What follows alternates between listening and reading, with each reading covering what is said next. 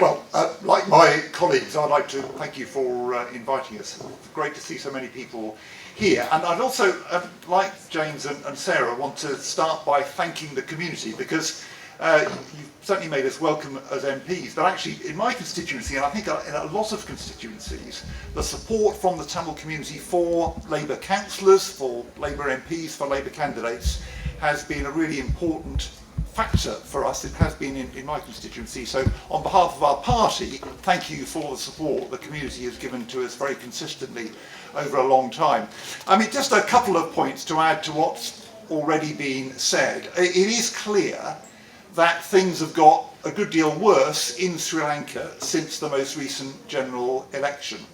And I think what happened was that the previous Sri Lankan government felt it needed at least to pay lip service to the resolution, the 2015 resolution, which it sponsored along with, co-sponsored along with the British government, and they calculated that if they paid lip service to it, then on the whole the international community would leave them alone to get on with things as they wanted. And you know, well, you have to say their strategy was pretty successful, because there was never really any accountability demanded from them for what they were doing. But the new administration, they've thrown all that aside. The Rajapaksas are back, and the gloves are off, and they're not making any pretense now of going along with the demands of that resolution.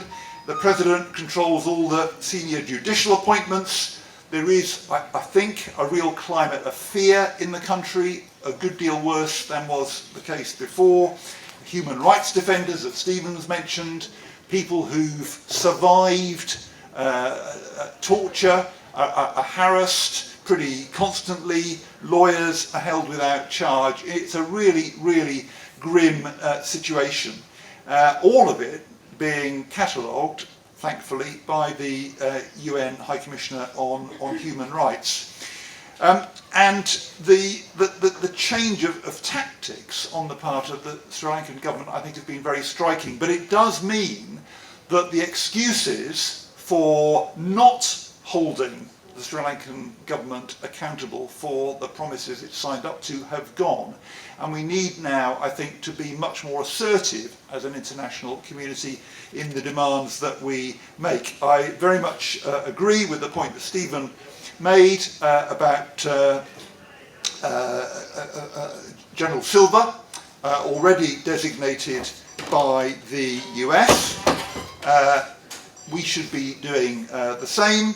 The Defence Secretary, Kamal Gunaratne, he led an assault in February 2009 on civilian hospitals and food distribution points after the war. He commanded the notorious Joseph Army Camp, notorious for torture.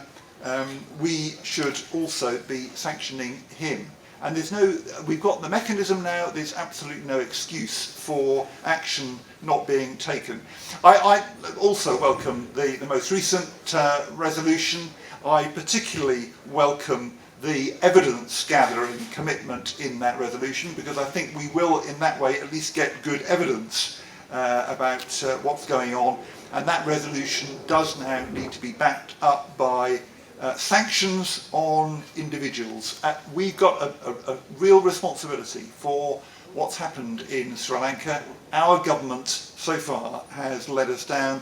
What we all need to see now is a Labour government which is going to be decisive on this, because Britain does need to play its part.